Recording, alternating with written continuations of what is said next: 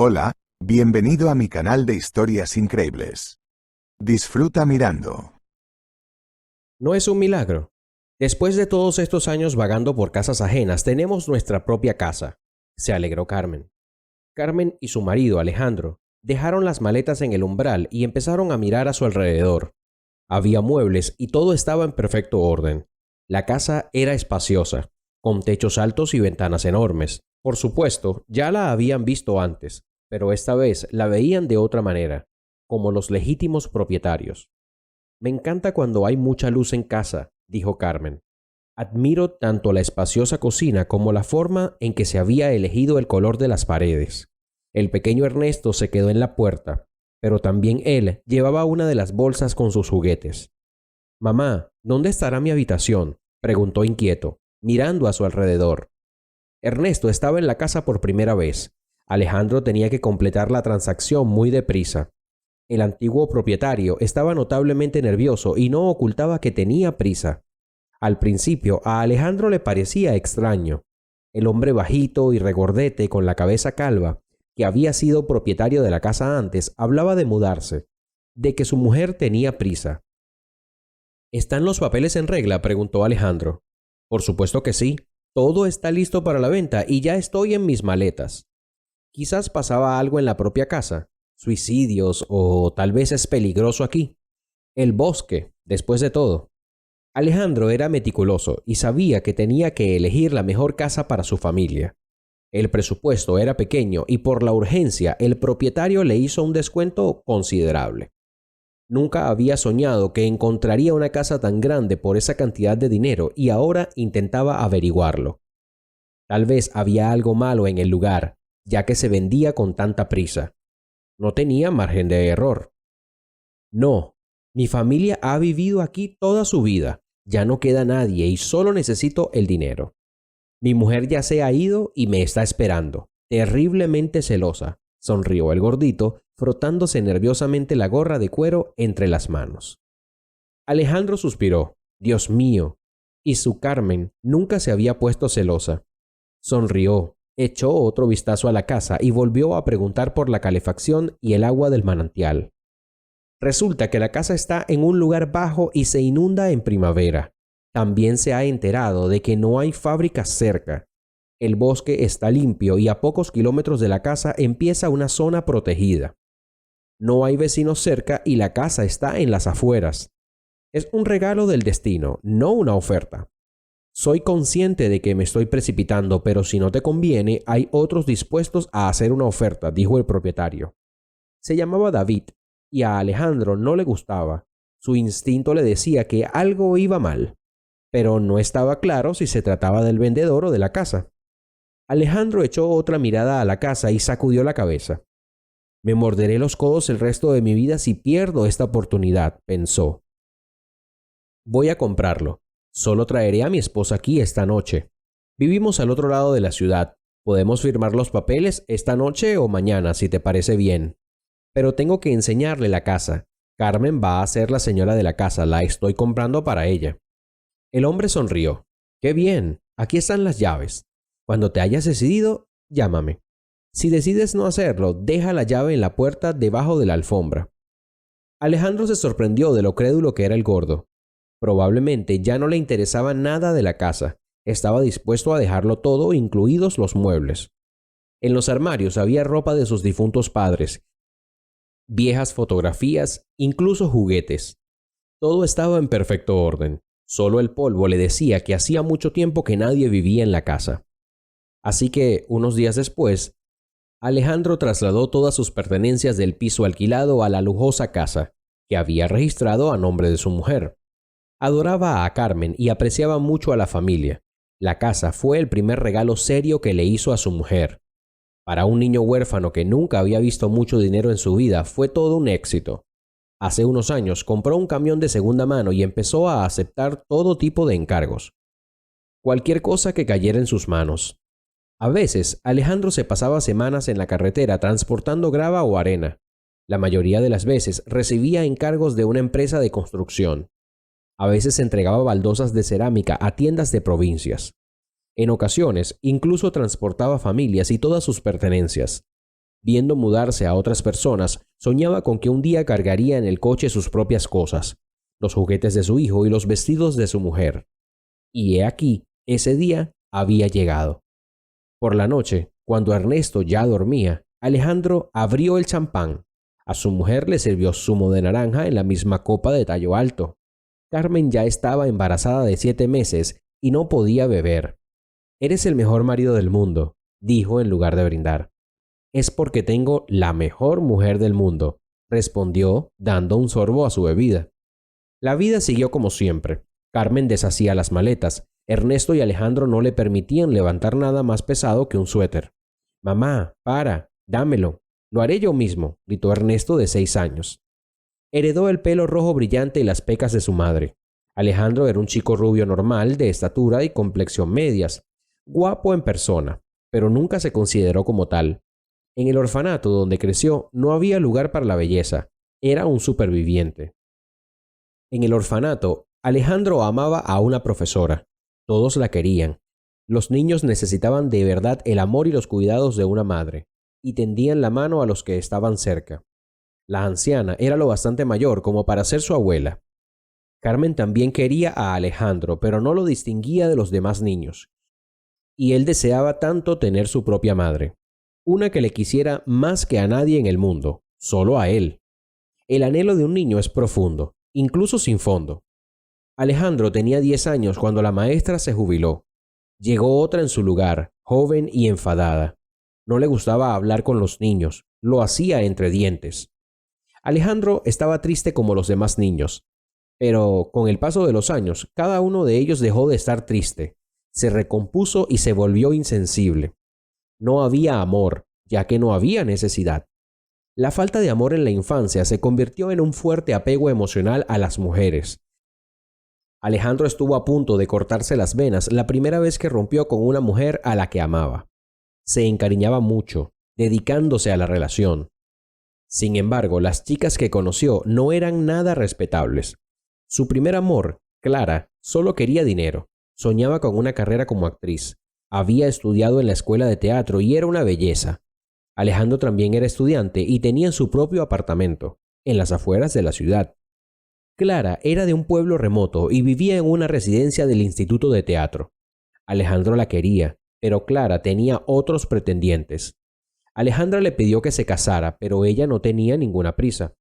Dijo explícitamente que nada era más importante que su carrera y que no pensaba tener hijos. Después de todo, podrían arruinar su maravillosa figura. Alejandro y Clara llevaban saliendo solo unos meses. El romance era ardiente y apasionado, como ocurre con las personas que ejercen profesiones creativas. Se lanzan de cabeza a una vorágine de sentimientos, pero tras ahogarse en el acto, resurgen rápidamente con las garras hacia arriba. Alejandro la pilló en la cama con otro hombre, le dio una buena paliza y lo tiró por las escaleras. Y solo entonces oyó lo que Clara le había estado gritando todo el tiempo. «Ahora estoy con él, vete». Carmen le dejó y Alejandro se dedicó a emborracharse. Se quería suicidar. El dolor de la traición y la separación era demasiado. Por primera vez en su vida fue amado, pero se acabó tan rápido. Alejandro se salvó gracias a un golpe de suerte. Justo cuando estaba a punto de hacer un movimiento desesperado, una vecina llamó a la puerta de su piso. La anciana le dijo que se le había escapado el agua del cuarto de baño y que lo estaba inundando. Alejandro volvió en sí. Ayudó a su vecina con el agua del baño y cuando volvió se fue a la cama. A la mañana siguiente se estremeció. Había estado a punto de cometer una gran estupidez. Habría muchas más chicas y no valía la pena quitarse la vida por la que no le amaba. Su segundo amor, Eugenia, pertenecía a una familia adinerada y esperaba que el huérfano, que aún estaba en tercero de carrera, la mantuviera a ella y a sus padres. Llevaban saliendo casi un año, y Eugenia presentó a Alejandro a sus padres, pero Eugenia no tenía prisa para irse a vivir juntos. «Quiero dormirme y despertarme a tu lado», dijo Alejandro. Deseaba con todas sus fuerzas cuidar de ella, vivir para ella, criar a sus hijos con ella. «No puedo hacer eso. Viviré contigo y pediré dinero a mis padres para ropa nueva. Así no puedo. Ponte de pie y empieza a ganar dinero. Entonces me iré a vivir contigo», dijo ella. Alejandro podía ver que era interesada, mezquina y codiciosa. Sin embargo, el deseo de amar y ser amado era demasiado agudo. La relación con Eugenia se había venido abajo por sí sola. Cuando ella dijo que quería intentar vivir con él, Alejandro ya no la quiso. La pilló con otro 2 veces. Se habían besado, pero estaba seguro de que no lo había visto todo. El otro con el que Eugenia le engañaba era muy rico. La llevaba a casa después de clase, le regalaba flores, llamaba su atención. Y a Eugenia le encantaban esas cosas. Así fue como rompieron. Tras la segunda ruptura, Alejandro decidió que las relaciones no eran para él y se marchó a la capital para ganar dinero. Cuando regresó a su ciudad natal, conoció inmediatamente a Carmen. Carmen trabajaba en la Casa de la Cultura, dirigía eventos, preparaba guiones y actuaba. Era delgada, alta, pelirroja hasta la mitad de la espalda, que siempre se recogía en una coleta. Carmen era originaria de Venezuela. Sus padres se habían quedado allí y ella acabó aquí. Así habían salido las cosas. Su familia vivió varios años en Argentina, tras lo cual decidieron regresar a su país de origen. Carmen, en cambio, se enamoró y se quedó. Incluso estuvo casada durante 3 años, pero la relación no funcionó. Cuando conoció a Alejandro, se dio cuenta de que había encontrado a su hombre y que era el amor de su vida. Se casaron 4 meses después de conocerse. Y 1 año después tuvieron a Ernesto. Era la mujer perfecta. Ambos ya no eran adolescentes. Alejandro tenía 27 años, Carmen 24. Ambos estaban maduros para una relación seria, para formar una familia. Se dieron amor el uno al otro, y cuando nació su hijo Ernesto, le dieron amor a él, y no fue menos. Se duplicó.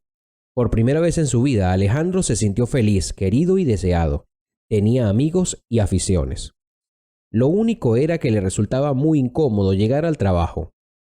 Alquiló su piso en las afueras de la ciudad y utilizó el dinero para alquilar otro piso, de menor calidad, pero más cerca del trabajo. El problema de la vivienda se agudizaba. Pasar de un piso de alquiler a otro era duro tanto mental como físicamente. O los propietarios decidían vender el piso o sus familiares querían quedarse con ellos. Era difícil mudarse con un niño pequeño. Cambiaron 3 veces de guardería antes de mudarse a la casa de sus sueños. Había un terraplén no muy lejos. Asfalto nivelado por todas partes y toda la infraestructura. La casa estaba un poco más lejos, en el sector privado, pero todas las casas que había en él eran de buena calidad. Cada una tenía su propia parcela elegante. Se construyeron para altos funcionarios, médicos y generales. Allí vivían militares y sus familias. Es cierto que eso fue hace mucho tiempo. Ahora, casi todas las casas han cambiado de propietario y más de una vez. Al cabo de unos días todo estaba dispuesto. La vida volvía a la normalidad.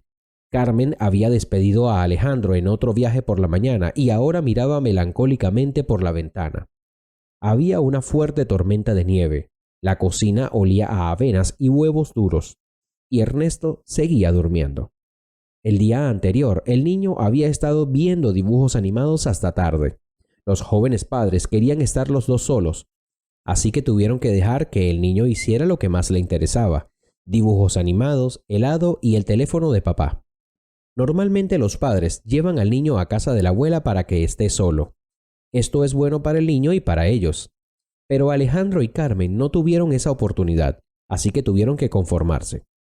El niño no tuvo tiempo de hacer nuevos amigos, la guardería estaba lejos, y Alejandro y Carmen decidieron que aún no la solicitarían.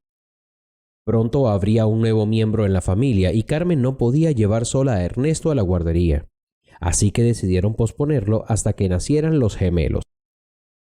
Alejandro estaba terriblemente preocupado por dejarla sola esta vez. Ya había ido a varios sitios y había entregado su currículum. Quería encontrar un trabajo más cerca de la casa, para poder estar con su familia todos los días, y no de vez en cuando entre viaje y viaje. Necesitaba descansar de ese tipo de trabajo y Carmen necesitaba ayuda con los niños. Solo necesitaba encontrar un lugar donde le pagaran más o menos lo mismo que ganaba en los viajes. Había una ventisca al otro lado de la ventana. El comienzo de febrero había traído un invierno seco y cálido. Pesadas nubes de nieve descendían sobre la ciudad y hacía escarcha y mucho viento. «Mamá, ¿puedo salir? Hay un tobogán. Mira». Ernesto se despertó y la casa se animó inmediatamente. «¿Qué tipo de tobogán?», preguntó besando a su hijo. «Allí, mira». El chico pelirrojo señaló una loma del patio, generosamente cubierta de nieve. «Podemos, Ernesto, pero primero come. Tenemos que subir la colina con energías renovadas». «¿Y dónde conseguirlas?». Carmen sonrió. «En el cereal», respondió abatido el chico. Desayunó y se fue a jugar fuera de casa. Carmen podía ver la carretera desde su ventana. Se veían otras casas, pero estaban bastante lejos de la suya. La tormenta de nieve empeoraba. Carmen estaba preocupada por su marido, así que le llamó. «No te preocupes, no es tan fuerte aquí», mintió tratando de ver algo en la carretera desierta. «Bien, ten cuidado. Hoy estoy algo nerviosa», dijo, abrazando la segunda taza de té con sus finos dedos. «Siempre tengo cuidado. Soy el conductor más cuidadoso del mundo. No te preocupes. Además, tengo un coche enorme, así que no te preocupes. Los conductores de los autos pequeños están intimidados, pero estoy en un tanque, así que no te preocupes». «Carmen, cariño, estoy a punto de estar en una zona sin cobertura. Por favor, no te preocupes. Te enviaré mensajes de vez en cuando, pero no por la noche, por supuesto. Te enviaré mensajes por la tarde y por la mañana. Sabrás que todo va bien. Llámame si necesitas algo, pero no te preocupes si no estoy en línea. Y si no te sientes bien, llama a una ambulancia de inmediato, ¿de acuerdo? Los paramédicos vendrán rápido». Carmen suspiró. Aún era pronto. Pero los gemelos siempre nacen un poco antes de tiempo. «Todavía no me pongo de parto. Los chicos están empujando hoy, pero eso es porque estás lejos y pueden sentirlo». Se despidieron y Carmen suspiró. Echaba mucho de menos a su marido. Ernesto estaba jugando fuera, se lo estaba pasando en grande. La ventisca y la nieve pegajosa que la atacaba daban rienda suelta a su imaginación. Bombardeó la valla con bolas de nieve. Se hizo una base en el patio y recorrió el barrio imaginando que era un agente especial en una misión. De repente apareció una abuela. Se apartó del camino y se acercó a su casa. La abuela se quedó inmóvil, mirando más allá de Ernesto. El niño se levantó inmediatamente y corrió hacia ella. «Hola, me llamo Ernesto. ¿Y tú?». «Abuela Olga», respondió la abuela, y siguió mirando más allá de ella. Ernesto siguió su mirada y vio que miraba hacia su casa. La nevada se intensificaba. El viento empezaba a aullar. «Debes de tener frío», dijo. «No, no tengo frío». «Ve, chico, ve», dijo suavemente. Ernesto no se marchó. Se puso a su lado y miró también hacia adelante. Solo estaban su casa y el bosque. «Y tenemos tarta de manzana. Mi madre la hizo ayer. Vamos a tomar un té», sonrió. La abuela, al oír lo del té y la tarta, se animó un poco. «Es vergonzoso. ¿Qué clase de té?», agitó la mano. El chico la cogió del brazo y la arrastró literalmente hacia la casa. «A mamá le encantan las visitas, excepto que no recibimos ninguna. Somos nuevos aquí y no conocemos a nadie. Carmen estará encantada de conocerte». Carmen se sorprendió por la invitada en la puerta. «Tu hijito me arrastró hasta aquí. Buen chico». «Mamá, la abuela Olga necesita té. Es urgente. Tiene las manos muy frías». Carmen recibió cálidamente a la invitada y empezó a rebuscar en la cocina. La abuela se quitó la ropa de abrigo y empezó a entrar en calor. En la mesa, abrazando el té caliente con sus dedos secos y arrugados, sonrió satisfecha. «Veo que no has cambiado nada aquí», dijo la abuela. «Aún no hemos llegado a eso. Haremos las reparaciones cuando los gemelos sean mayores». «Voy a tener 2 niños», dijo Carmen. «Supe enseguida que eran gemelos y llevaba mucho tiempo esperándolo. He sido comadrona toda mi vida en el hospital local». «¿Qué hacías junto al camino?», preguntó Ernesto recordando cómo la abuela se quedó inmóvil. «Vengo aquí a menudo, vengo todos los días. Vivo con una amiga. Crecimos juntas como hermanas». «Carmen tiene su propia casa, donde mi hijastro me dejó después del hospital. Le cedí la casa a él. Me pidió que volviera a registrar los documentos diciendo que era difícil heredar, que esperaría mucho tiempo después de mi muerte y que pagaría mucho por el nuevo registro. Si hubiera sabido lo que iba a hacer, nunca habría registrado la casa a su nombre. No tenía ni idea de que fuera tan astuto. David, el hijo de mi difunto marido, me mandó al hospital en cuanto terminó el papeleo. Dijo que necesitaba un chequeo para cuidar mi salud. Me ingresaron y me pusieron sueros. Mientras tanto, vendió mi casa. Carmen frunció el ceño. ¿Vivías aquí? ¿Es esta tu casa?, preguntó.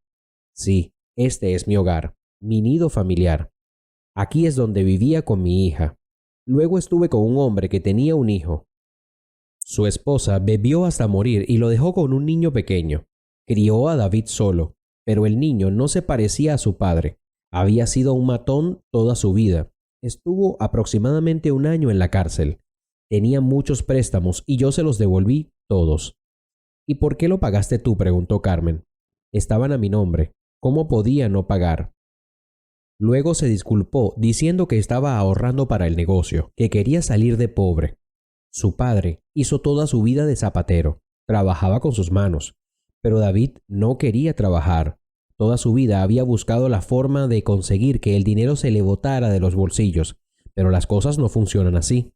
Carmen simpatizó con la mujer y hablaron durante casi 1 hora. Ernesto se había cansado hace rato de la charla de adultos y se fue corriendo a su cuarto a construir una torre y dibujarla. Es la hora, hija mía. Gracias por el té y el pastel. Mi amiga y yo casi no cocinamos. Nos estamos haciendo viejas. Ella apenas puede ver y yo no siempre tengo energía. Y no tengo ganas de cocinar, para ser honesta. Hacemos sopas y papillas como antes. Así es como solíamos comer. Hace mucho tiempo que no como un rico pastel casero. Carmen sonrió y le envolvió una porción del pastel a la abuela. Pero al entregársela hizo una mueca de dolor. ¿Qué, cariño? ¿El estómago? ¿Qué?, preguntó. Creo que es una contracción. Tal vez sea falsa. Aún es pronto, solo tiene 7 meses. La abuela se quitó la chaqueta que acababa de ponerse y miró a Carmen con aire serio. Se tumbó en la cama del dormitorio. A Ernesto le dijeron terminantemente que no entrara. Carmen lo supo enseguida. No estaba permitido gritar. Por mucho que le doliera, el niño no debía asustarse. Claudia, hay una mujer dando a luz aquí, en mi antigua casa. Que vengan los médicos enseguida, dijo Olga al teléfono. ¿Está de parto? Olga Navarro, ¿cómo haremos? Estoy haciendo una llamada, por supuesto, pero no vamos a llegar pronto. ¿Estás con la parturienta?, preguntó la antigua colega de la abuela Olga. Sí, estaré con ella hasta que llegues. Entonces estoy tranquila. Puedes hacerlo. Son gemelos, Claudia, 7º mes. ¿La mujer ha dado a luz antes?, se le preguntó por teléfono. Ha estado de parto, dijo la abuela, y mirando el vientre de Carmen que se abría bajo la bata, añadió, parece que dio a luz ella misma. Carmen asintió, confirmando la suposición. La ambulancia estaba en camino y las contracciones aumentaban muy deprisa. No eran tan fuertes como en el primer parto.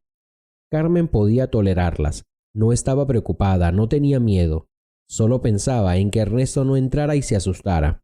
Pero Carmen le había dado su teléfono y el niño estaba jugando.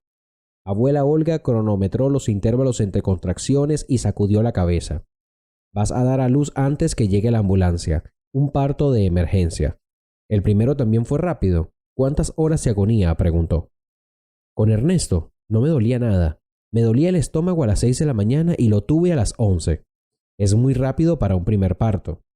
Mucho. Y cuando tienes tu primer bebé rápido, es probable que tu segundo bebé nazca rápido, incluso más rápido.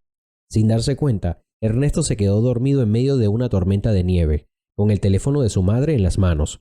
Durmió 2 horas y le despertaron los médicos de la ambulancia, que entraron en casa por la tarde. El niño salió corriendo y ya le saludaba la abuela Olga. ¿Qué tiene aquí, Olga Navarro?, preguntó el hombre de la bata blanca. Junto a él apareció en la puerta su enfermera. ¿Qué tenemos aquí? ¿Tú qué crees? Gemelos, 2 niños. Ya les ha dado de comer. Solo un poco más y se van a la escuela. Bueno, eres rápido, dijo la abuela. El médico se rió. Ventisca, Olga Navarro, ventisca. Ya sabes lo difícil que es llegar aquí en una tormenta de nieve. Al menos solía haber un autobús. La carretera se limpiaba todo el tiempo, pero ahora... Carmen dio a luz a mellizos sanos y salvos. La abuela Olga atendió el parto y lo hizo todo con mucha profesionalidad. Ernesto entró tranquilamente en la habitación y vio a sus hermanos mientras los médicos hacían el papeleo. «Tienes buen aspecto. ¿Ni siquiera estás cansada?», preguntó el médico. «Cansada, esa es la palabra. Y tengo mucho sueño. Pero ahora nos recogerás, ¿verdad?», sonrió la feliz mamá. Por supuesto, te examinaremos. ¿Hay alguien con quien dejar el bebé?, preguntó el médico. Sí, respondió la abuela Olga. Ernesto se queda conmigo hasta que llegue tu marido. Llámale y dile que vivo en la 7ª casa, en la misma calle, la puerta azul. Cuando Carmen y los bebés estaban listos para salir, el conductor de la ambulancia entró en la casa. Problemas. El coche se ha apagado y no arranca. Lo he intentado todo. La batería es vieja. El coche es viejo. Y lo he dicho muchas veces. Pedí un coche nuevo. No había a dónde ir. No se podía echar a la gente fuera. Así que Carmen alojó a todos en la casa. Los médicos examinaron a los niños una vez más y llevaron a cabo todos los procedimientos necesarios con Carmen. Solo que no había nada para pesar a los bebés. Habían nacido prematuros, pero eran fuertes. Decidieron pasar la noche en casa de Carmen. Por la mañana, los especialistas enviarían un coche o llamarían a un helicóptero. El médico dijo que los bebés no corrían peligro y que no había motivo para alarmarse. Carmen se sentía muy bien y el sueño se desvaneció. Carmen estaba muy contenta en su corazón de tener 3 bebés. La ventisca se intensificaba. Todo el mundo lo tenía claro. La avería del coche había sido un regalo del destino.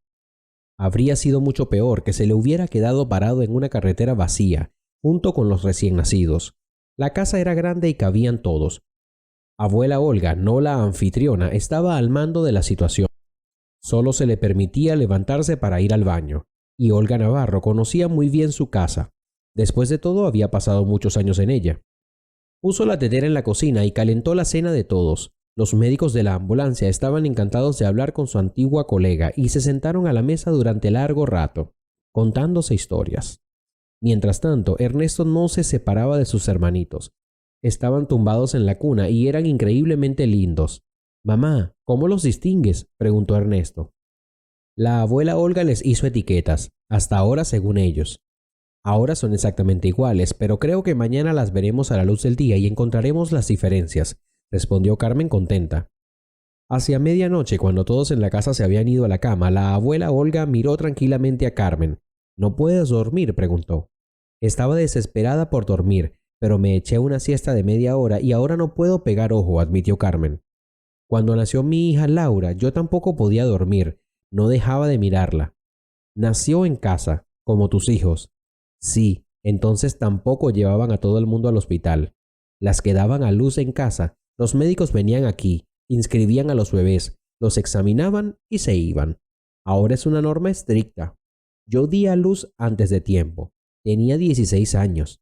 Mi padre casi se muere cuando se enteró de que estaba embarazada tan joven. Mi amante Alexander fue arrastrado por los pelos hasta mi puerta. Tanto mi padre como el suyo le azotaron. Y yo estaba tan asustada. No entendía de qué iba todo aquello. Resultó que no quería casarse conmigo. Tenía otra amante. Ya estaban comprometidos. Pero su padre dijo: «Cásate con la que tenga un hijo bajo el corazón». Así nos casamos. Vivimos juntos 10 años. Luego murió. Se rompió la pierna y los médicos no se ocuparon de él. Se le gangrenó. Le pusieron un yeso y no le prestaron atención. Alexander les decía: «Me duele mucho», y ellos le dijeron: «¿Qué quieres?». «Una fractura». Yo ya trabajaba de comadrona. Consulté con los médicos y me dijeron que le quitara el yeso yo sola. Lo hicieron, pero ya era demasiado tarde. Le quitaron la pierna, pero no sobrevivió a la operación. Murió sin recobrar el conocimiento. Así es como acabé viuda a los 26 años. Pero rápidamente se me unió un viudo como yo. Tenía un hijo. Mi Laura tenía 10 años y su hijo 4. Empezamos a vivir como una familia. Pecaba mucho cuando era joven. Mi abuela me decía que no podía hacerlo. Y yo no podía decir que no porque había dado mi consentimiento. He hecho abortos, Carmen. Maté inocentes. Ayudé a mujeres a llevar todo ese pecado en sus almas. Por eso Dios me envió todas estas pruebas. Mis 2 hijos resultaron ser muy difíciles. Eso es lo que dije. Tengo hijos problemáticos. Mi hijo, ¿sabes?, nunca me reconoció como su madre, a pesar de que lo crié desde pequeño. Nunca le mentimos a David. Siempre le dijimos que había otra madre. De niño me llamaba madre y cuando llegó a la adolescencia me llamaba por mi nombre. Se volvió contra mí. Nunca supe por qué. probablemente porque yo no era su verdadera familia. La buscó, pero ya estaba muerta. Había estado bebiendo. David se casó, pero no tiene hijos ni puede tenerlos. Los médicos dijeron que era una anomalía congénita, y alguien le dijo que era por mi culpa. Tu madre abortó a otras mujeres, por eso no puedes tener hijos. Me dijo eso una vez, pero las cosas entre nosotros se habían deteriorado mucho antes. Cuando murió su padre dejó de venir a verme. Estuve años sin verle. Me enteré por otras personas. Dejó de llamarme. Incluso cuando fui al hospital no vino a verme. David apareció hace 6 meses y dijo que quería que las cosas funcionaran. Empezamos a comunicarnos. Vino a visitarme con su familia. No habló de su intención de vender la casa. Sabía que no la vendería. La casa era demasiado importante para mí. Toda mi vida había transcurrido aquí. Cada rincón respiraba recuerdos. Acabé en el hospital hace 2 meses. Me llevaba todos los documentos allí, para volverlos a registrar con los cambios necesarios. Le dije hace mucho tiempo que él sería mi único heredero. Me pidió que le cediera todo ahora en vida. Dijo que sería más fácil, ya que es muy caro heredar ahora. Los notarios cobran mucho dinero. Le dije que sí. Nunca pensé que me echaría de casa. Volví del hospital y me dijo que iba a vender mi casa. ¿Cómo puedes hacer eso? Aún no estoy muerta, ¿verdad? David, grité. Necesito dinero. Queremos empezar una nueva vida y tu mejor amiga lleva mucho tiempo preguntando por ti. He arreglado que vayas con ella. Ella te cederá la casa, ya que no tiene herederos. No tienes conciencia. Privarme de mi hogar. Te acogí, te crié en esta casa y me estás echando. No le demandé, no hice nada. Simplemente dejé a David fuera de mi vida y me fui a vivir con una amiga. La vida ya es demasiado corta, sobre todo para alguien de más de 60 años. Carmen negó con la cabeza. La historia de la abuela Olga la conmovió. Las hormonas la hacían especialmente sensible en aquel momento. ¿Cómo pudo hacerte esto? Es inhumano. Deberías haberle demandado. Por eso vendió la casa con tanta prisa y por casi nada. No era su casa. Bueno, lo hecho está. Me alegro de que mi casa esté en buenas manos. Así que no pienses en eso ahora, cariño, y no te enfades. Tu mal humor se contagiará a los pequeños. Carmen suspiró. Todavía no tenía sueño. Pensó, qué bien que Olga Navarro estuviera hoy aquí. ¿Qué habría hecho de no ser por la invitada? Ernesto se sentía como si la hubiera traído a su casa. ¿Y su hija? Preguntó Carmen de repente. También podría ser la heredera. ¿Por qué decidió dárselo todo a David? ¿Y si lo descubre? No, Carmen, no lo hará. Hace tiempo que sé que no existe. Laura era aún más problemática que David. Ya tuve bastantes problemas con ella. Se quedó embarazada a los 14. Bebía, fumaba, desaparecía por la noche. Hubo arrestos policiales y en cada asamblea escolar me sonrojaba hasta la raíz del pelo. Hacía lo que quería. No me escuchaba en absoluto. Solo se callaba si le gritaba. Yo cerraba la puerta y ella salía por la ventana. Cuando mi segundo marido, el padrastro de Laura, puso barrotes en su ventana, ella esperó a que anocheciera y salió corriendo con sus cosas. Nunca volvió a entrar en casa. Entonces tenía 15 años.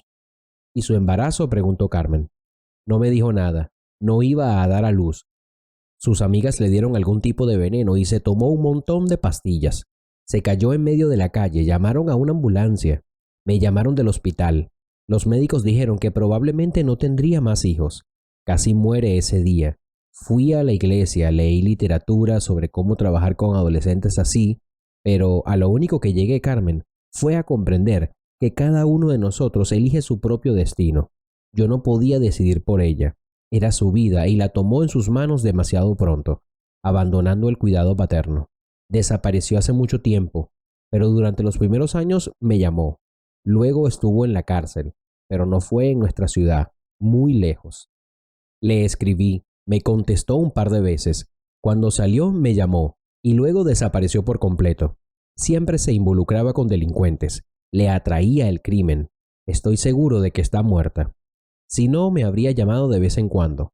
No había ira en ella hacia mí. Era más como una indiferencia. Una vez me dijo que no había nacido como yo y que solo quería apartarme para no hacerme daño. Vio lo preocupada que estaba por ella. Ella no necesitaba mis preocupaciones y cuidados.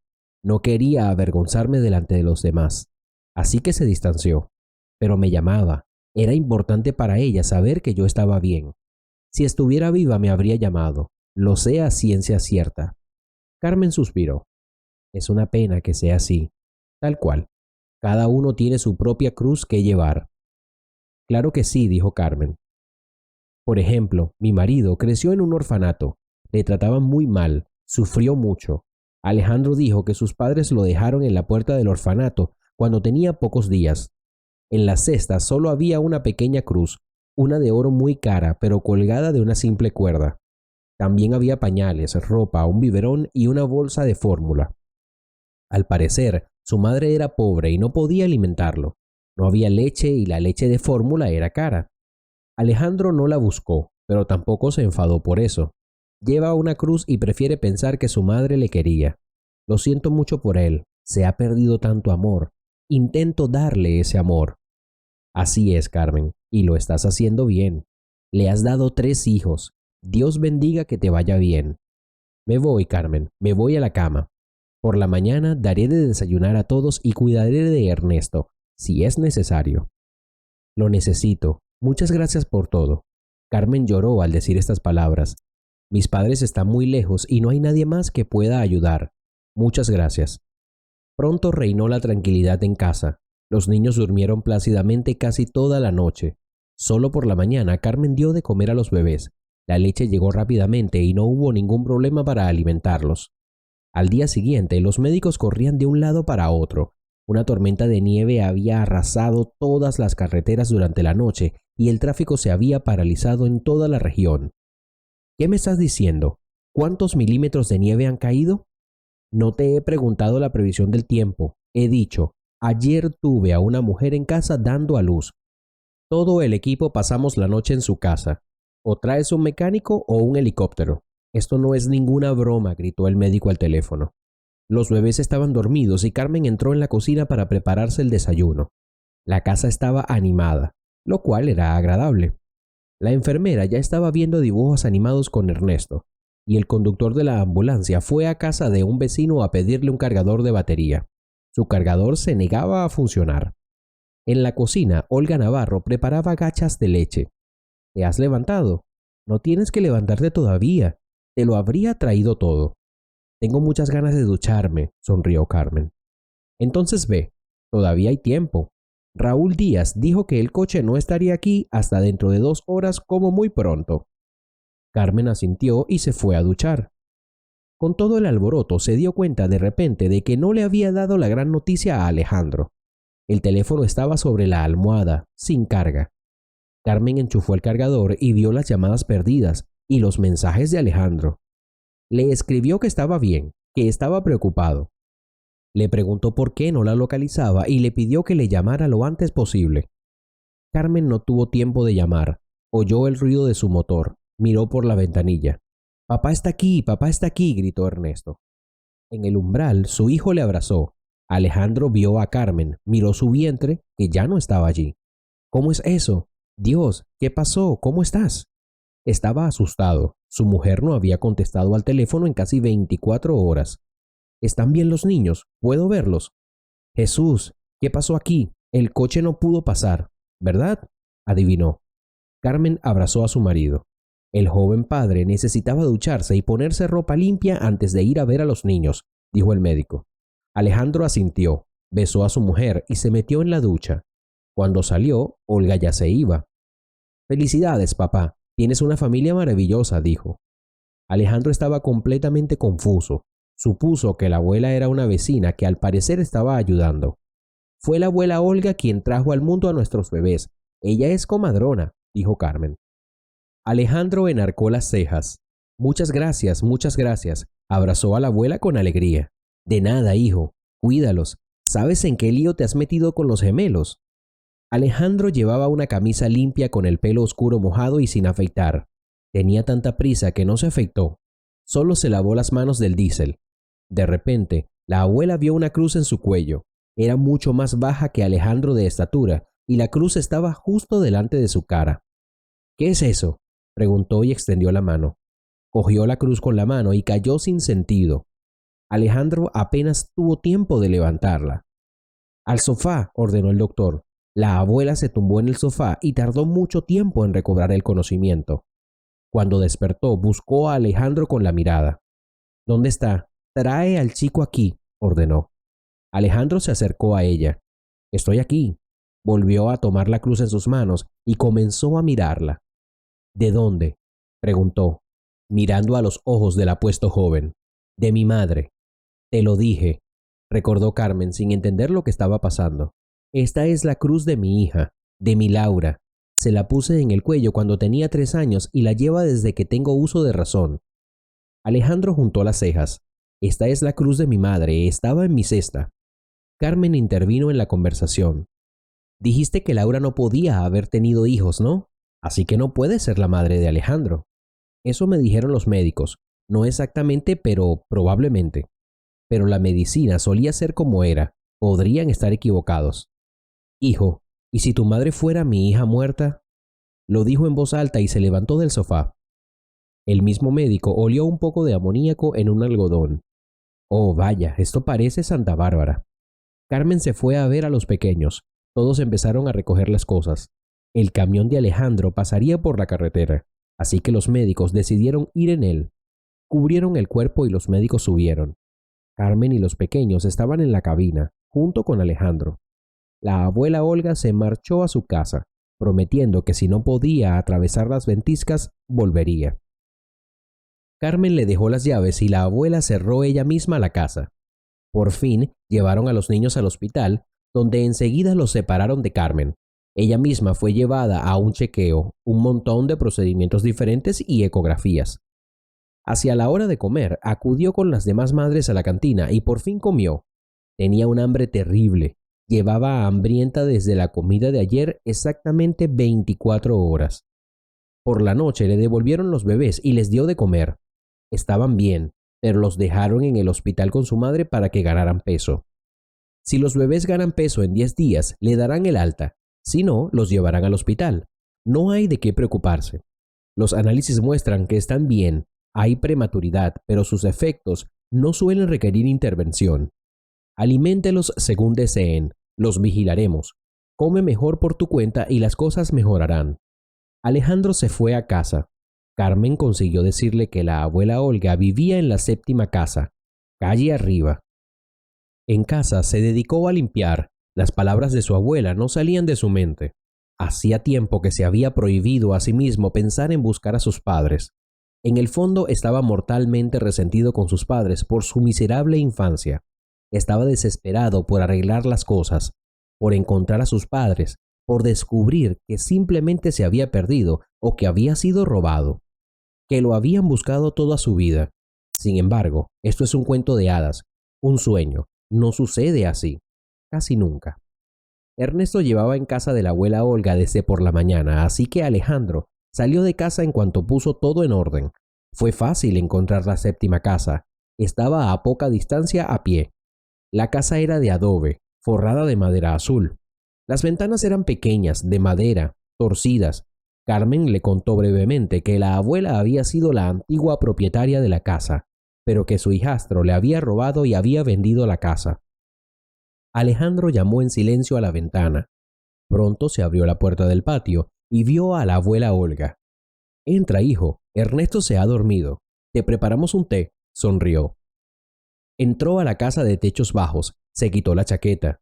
Dentro había linóleo, un acogedor papel pintado de flores, viejo. Todo estaba muy limpio y ordenado, cada cosa en su sitio. Era quien había dejado tanto orden en su nueva casa.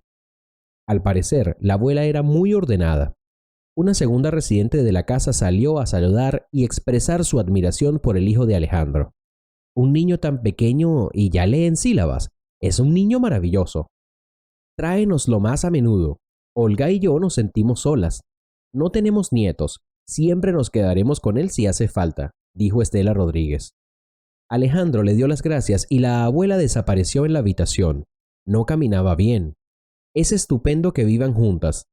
«Y no es aburrido», sonrió. «Estela tiene una ahijada. Se la va a llevar este verano y yo estaré sola en esta casa. Me la deja a mí». Carmen debe haberte hablado de mi desgracia. No creas, hijo, que yo reclamaré la casa. Vive en paz.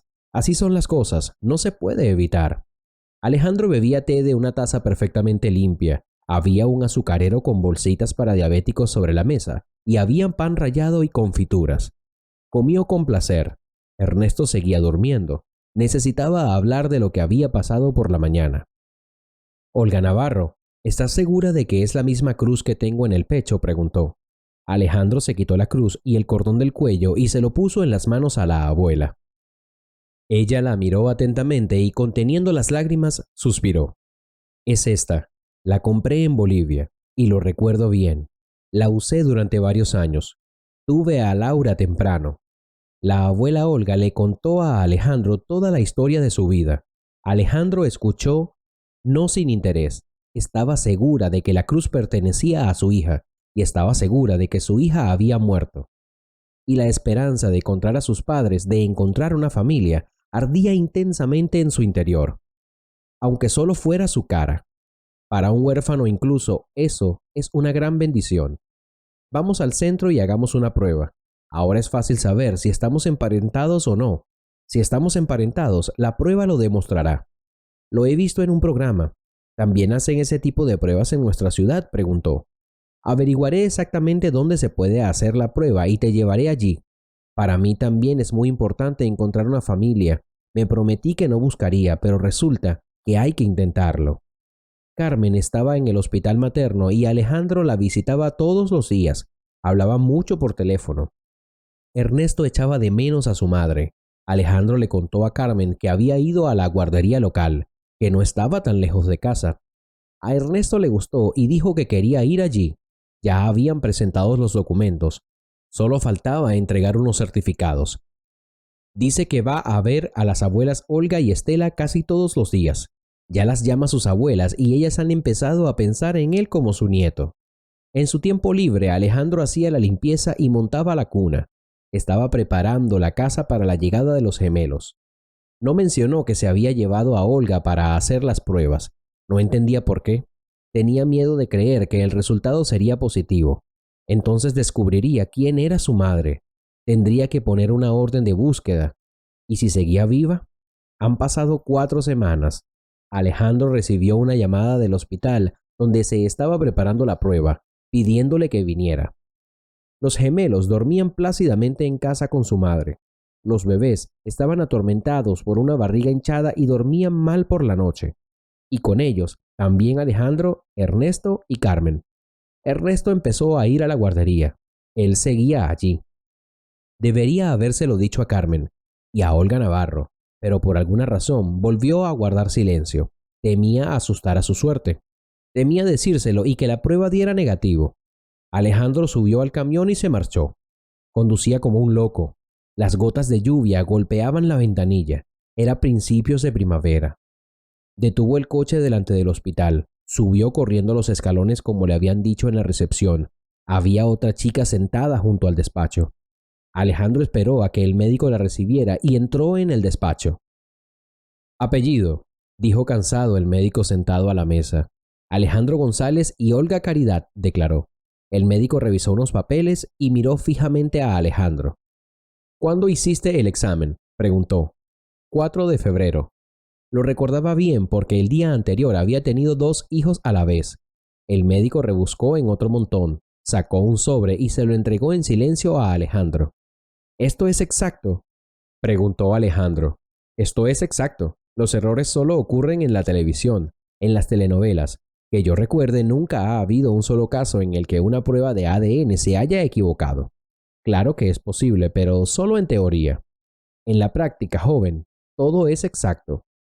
Gracias, dijo Alejandro. Salió del hospital temblando, no tanto de frío como de excitación. Subió al camión y abrió el sobre. Ya está, sonrió tratando de tranquilizarse. Ahora sé con certeza que mi madre se llamaba Laura. Laura, el nombre más hermoso del mundo. Así le pareció en aquel momento. Arrancó el motor y corrió a la guardería a buscar a su hijo. Ernesto, ¿sabías que la abuela Olga es tu propia abuela?, dijo. Quería gritar por ello. Probablemente nunca había sentido tantas emociones a la vez. ¿De verdad? Es estupendo. Mañana tendré que contárselo a todos los de la guardería, dijo contento. En casa, Alejandro le enseñó el documento a su mujer. ¿Por qué no lo dijiste? No había nada que decir. La prueba costó mucho dinero, lo siento, pero tuve que hacerlo. Sabes que no lo estaba buscando. Me encontró. Carmen abrazó a su marido. Ya sabes, es el destino. Sacó a tus padres de tu vida. Probablemente fue lo mejor para ti, pero te dio una abuela. Alejandro asintió. Tendremos que tener cuidado de contárselo a Olga Navarro. Por la noche, Alejandro y Ernesto llamaron a su puerta.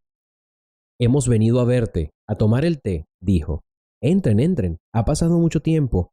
Las hemos echado de menos a ti y a Estela Fyodorovna. Las dos abuelas estaban sentadas a la mesa. A Alejandro le sirvieron té y había pastel y dulces en la mesa. ¿Están celebrando algún tipo de fiesta?, preguntó Alejandro, mirando las golosinas. Vamos, ¿qué clase de vacaciones podemos tener? Hoy estoy recordando a Laura. Hubiera sido su cumpleaños.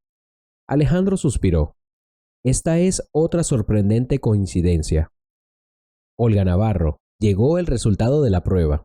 Dudó, viendo cómo los ojos de su abuela se llenaban de esperanza. Bueno, ¿qué es? No te demores más. Dame todos los detalles. Alejandro sonrió y le entregó el papel que ya tenía arrugado en el bolsillo del pantalón. Tú y yo somos parientes, así que no te equivocaste. Era la cruz de tu hija. La abuela se apretó el corazón y lloró. Estela, Estela, realmente es mi nieto. Estela, tráeme valeriana. Se lamentó la abuela Olga y su amiga entró en silencio en la otra habitación. No estés tan nerviosa, por favor. No pasa nada. Son buenas noticias, dijo. La abuela abrazó a su nieto y él la abrazó a ella. Por primera vez en su vida, le abrazaba a su propia familia, de su propia sangre. Alejandro, eres mi nieto, eres mi querido nieto. ¿Y cómo no me di cuenta de que te pareces a Laura? Tiene sus ojos, sus profundos ojos marrones. En ese momento, Estela Fyodorovna llegó de otra habitación, vertió la medicina en un vasito y se lo entregó a su amiga. Bebe. Bebió su vaso de chupito e hizo una mueca. ¿Qué demonios es eso?, preguntó con voz ahogada. ¿Qué es eso? Coñac, dijo Estela, y puso la botella entera sobre la mesa. En esta ocasión no puedes evitar beber. Las emociones se calmaron un poco. Estela sacó un limón de la nevera y merendaron coñac con dulces. El pequeño Ernesto, acostumbrado desde hacía tiempo a que su abuela Olga lo quisiera como a su propio nieto, también los arrastraba de la mesa. Nada había cambiado mucho para él. Cuéntame cómo era mi madre, preguntó Alejandro. La bebida vertió un agradable calor en la sangre. Alejandro y su abuela tuvieron conversaciones cálidas y sinceras. Era traviesa, caprichosa, peleaba, robaba, bebía y fumaba. Ni siquiera sé cómo te dio a luz. Ojalá lo supiera. Pero se ha ido, Alejandro. No te hagas ilusiones. Laura murió hace tiempo. De lo contrario lo sabría. Puedo sentirlo. Y me llamaba cuando aún estaba viva. Probablemente fue alcohólica o se metió en problemas. Ese era su temperamento, Alejandro. Así era ella conmigo. Tal como era, yo la amaba de todos modos. De niña, Laura siempre fue protectora con los más pequeños. Incluso los mayores le tenían miedo. Las madres de los otros niños se quejaban conmigo todo el tiempo. Y las autoridades escolares acudían a nosotros. De pequeña era una abusadora. No me hacía caso ni a mí ni a su padrastro. No era mala persona, Alejandro, no creas. Laura simplemente no obedecía las leyes del mundo. No entendía por qué no se le permitía hacer lo que quería, lo que creía correcto. Y por mucho que se lo dijera, no podía explicárselo. 2 semanas más tarde, Alejandro averiguó qué había sido de Laura Despeine. Ese era el nombre de su madre biológica. Laura había conocido a un buen hombre y enderezó su vida. Consiguió trabajo en la morgue local, fregando el suelo. La paga no estaba mal y el lugar estaba cerca de casa. Y esta chica simplemente no sabía cómo tener miedo. En aquella época había muchos negocios ilegales. La gente sobrevivía como podía. Laura y su esposo vivían como todo el mundo. Soñaban con comprarse una casa, ganar dinero para una casa de descanso. Él tenía un coche y trabajaba como taxista a tiempo parcial. Llevaba a la gente a donde hiciera falta. Era barato. como todo el mundo. No podía bajar la tarifa. Podían matarle por ello. Ganarse a los clientes de los demás era como quitarle el pan a otro. El padre de Alejandro lo sabía muy bien. El chico se llamaba Antonio. Se esforzaba por no meterse en líos, pues ya tenía antecedentes penales. Había estado en la cárcel por robo cuando era adolescente, así que debido a esto tampoco podía conseguir un trabajo normal. Laura también había acabado con su pasado delictivo, pero la chica era como un imán para los problemas. Resultó que la morgue tenía su propio negocio. Había una base para almacenar y distribuir drogas. La policía lo descubrió y localizó a Laura. La metieron en un furgón policial a plena luz del día y la llevaron a la comisaría. Allí le recordaron que tenía antecedentes penales y que era muy fácil que la encerraran por el delito de otra persona si no quería cooperar. Así que Laura se vio obligada a participar en la operación. Tendrían que detener al traficante, no solo al vendedor. Le habrían reprimido en comisaría y habrían detenido al proveedor. La policía habría salvado muchas vidas. Laura no le dijo nada a Antonio. Simplemente se fue a trabajar por la mañana como de costumbre. En el momento de la redada, una madre y su niña de 4 años estaban en la morgue. Vinieron a identificar a su marido y a su padre. Todo ocurrió rápidamente. Laura no tuvo tiempo de avisar de los civiles que había dentro. No todo el mundo tenía el teléfono móvil en aquel momento. Laura cubrió a la niña con ella misma. La bala le dio en el pecho. Estaba embarazada de 8 meses. Apenas se le veía el vientre, pero Laura llevaba ropa amplia a propósito para que no la echaran del trabajo. No tendría con qué vivir y no mantendrían a una embarazada en el trabajo. Trabajaba extraoficialmente, utilizando documentos ajenos.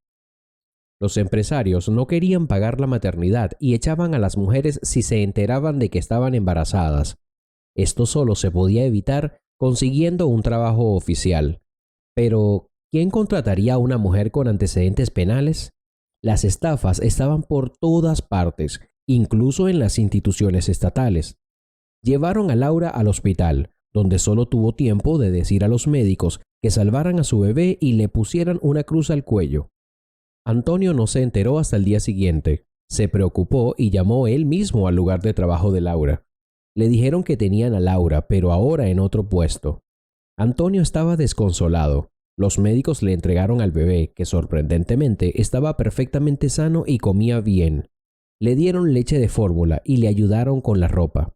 No estaba en sí mismo. ¿Qué iba a hacer? ¿De qué iba a vivir? ¿Cómo iba a trabajar con un niño en brazos? Antonio había sido criado por una madre, pero había muerto. No tenía a nadie que le ayudara. Se quedó con su hijo un día y luego llevó al bebé a la puerta del orfanato, metiendo en el portabebés todo lo que le habían dado en el hospital y la cruz de Laura. Él mismo abandonó la ciudad, vivió un tiempo en Mar del Plata y luego regresó a La Paz. Antonio no volvió a casarse y murió 10 años después de enterrar a Laura. Esta historia la conocieron de los vecinos de Laura y Antonio. No se conocían muy bien. Pero Laura había protegido una vez a su hijo de los matones y se sintieron obligados. Se ocuparon de la tumba de Laura. La madre de la niña, a la que Laura había cubierto con ella misma aquel nefasto día, y la propia niña, siguen acudiendo a su tumba. La cuidan, llevan flores, le levantaron un enorme monumento. Los vecinos dicen que Antonio nunca se recuperó de la pérdida de la mujer que amaba. Fue al centro de acogida, quería encontrar a su hijo, pero se lo negaron. No había dónde vivir, ni trabajo fijo ni esposa. No había nada ni nadie. La abuela Olga y Alejandro condujeron hasta el pueblo donde ocurrió todo, visitaron la tumba de Laura y depositaron flores. ¿Quién me iba a decir que la encontraría?, dijo Olga Navarro, y depositó 2 rosas rojas en el suelo húmedo. ¿Quién iba a pensar que la encontraría, que te encontraría a ti? Me dijeron dónde está la tumba de mi padre. Está enterrado en otra ciudad, pero me gustaría ir allí. ¿Te importaría?, preguntó. Alejandro estaba acostumbrado a recorrer largas distancias, pero temía que el camino cansara a su abuela. Claro que sí. A ver quién hizo sentar la cabeza a esa loca, dijo ella. Alejandro se sorprendió, pero la abuela no lloró, no mentía. La abuela Olga, en efecto, había enterrado a su hija por sí misma hacía mucho tiempo. Sabía con certeza que se había ido y la pena había desaparecido. Solo quedaba un recuerdo luminoso. Alejandro y la abuela Olga también visitaron la segunda tumba. La encontraron con gran dificultad. Sin embargo, ahora Alejandro conocía sus raíces, sabía dónde estaban enterrados sus padres biológicos y sabía que no había sido abandonado. Si las cosas hubieran sido de otro modo, tal vez habría sido un hijo querido y adorado. Pero el destino lo había dispuesto así. Su alma se sintió aliviada. Su madre había sido una heroína. Había cubierto a la niña consigo misma sin dudarlo, y su padre no le abandonó. No tenía otra opción. Alejandro sabía muy bien lo que era depender solo de sí mismo, y en los años 90 era especialmente difícil sobrevivir. Había mucha anarquía, poco trabajo. Cuando volvió a casa, Alejandro se hundió cansado en una silla. Carmen se acercó a él y le rodeó los hombros con el brazo. «¿Cómo ha ido?», preguntó. Alejandro se lo contó todo. Afortunadamente, su amigo de la policía le ayudó. Pudo pasar a Laura por sus canales. Se puso en contacto con la policía de otra ciudad y averiguó toda la historia. «¿Te importa que mi abuela viva con nosotros?», preguntó. Carmen sonrió. «Quería sugerirlo yo misma, para ser honesta. Es su casa después de todo». Había llegado el verano cuando Estela Fiodorovna fue acogida por su ahijada. Alejandro trasladó las cosas de Olga Navarro a la casa que antes creía suya. La abuela siempre dormía en el dormitorio más pequeño, que Carmen al principio convirtió en una especie de trastero. La habitación tenía una ventana que daba directamente al amanecer. A la abuela le gustaba despertarse un poco antes, servirse té y saludar al alba. Alejandro le compró a la abuela una cama nueva, volvió a empapelar, arregló los techos, puso linóleo. La habitación se volvió agradable y acogedora. Imprimió las fotos que le había regalado la abuela Olga y las colgó en marcos en las paredes de su pequeña habitación. Ahora, cada mañana volvería a encontrarse con el alba. Después de eso, sin embargo, el silencio resonante de la soledad ya no la devoraba. Después, Ernesto irrumpía en su habitación, descalzo y en camiseta. Se metía bajo las sábanas y la abuela Olga le contaba cuentos de hadas, historias de la vida. Ayudaba a Carmen en todo, nunca discutían. ¿Y por qué iban a hacerlo? Carmen le estaba agradecida por haberla ayudado durante el parto, por no haberla dejado sola en un momento difícil. Carmen era una persona tranquila y no conflictiva, igual que la abuela Olga. Vivían alma con alma. Carmen realmente necesitaba ayuda en casa. Los gemelos le quitaban toda su fuerza, toda su energía. Olga solo temía que uno de los hijos de Alejandro heredara el carácter de su hija Laura. Pero Ernesto tenía al principio un carácter tranquilo y apacible, mientras que los gemelos eran bastante voluntariosos. El carácter se adivina enseguida, desde el nacimiento, solo que los bebés lo muestran de forma diferente. Como suele ocurrir con los gemelos, uno de ellos era tranquilo y sonriente, mientras que el otro siempre estaba exigiendo algo, quitándole los juguetes al otro y siendo travieso. El tranquilo se llamaba Carlos y el ladrón Enrique. Sean lo que sean de mayores, lo importante es que tengan una familia completa. Yo crié a mi hija sola. David y su padre no entraron en mi vida desde el principio. Los gemelos, en cambio, tienen un sistema de apoyo. Ernesto como ejemplo. Probablemente no debería haber dejado marchar a Laura, pero eran tiempos difíciles. La situación era complicada, porque ella crecía con su padrastro. No le gustaba ni él ni su hijo. Y me dio la espalda. Contigo es diferente. Tus hijos, sea cual sea su carácter, no serán como su abuela Laura. Puedes inculcarle valores familiares y todos serán buenas personas, personas felices, dijo Olga mientras caminaba con Carmen y sus hijos cerca del río. El camino llevaba a casa. El río ondulaba con el viento. El sol se ponía en algún lugar sobre el río, prometiendo un día ventoso. Carlos y Enrique dormían plácidamente en el cochecito de los gemelos. Cuando volvieron a casa, les esperaba a Alejandro. Ya te puedes imaginar, me llamó mi amigo de la policía y le pedí que averiguara algo sobre David, el que nos vendió la casa. Quería avergonzarle por dejar a su madre en la calle. Pero resultó que después de esta estafa, al parecer le gustaba el dinero fácil y empezó a estafar a inmobiliarias. Al final lo capturaron y ahora cumple condena en la cárcel. Si te ha gustado la historia, por favor dale un me gusta y suscríbete al canal.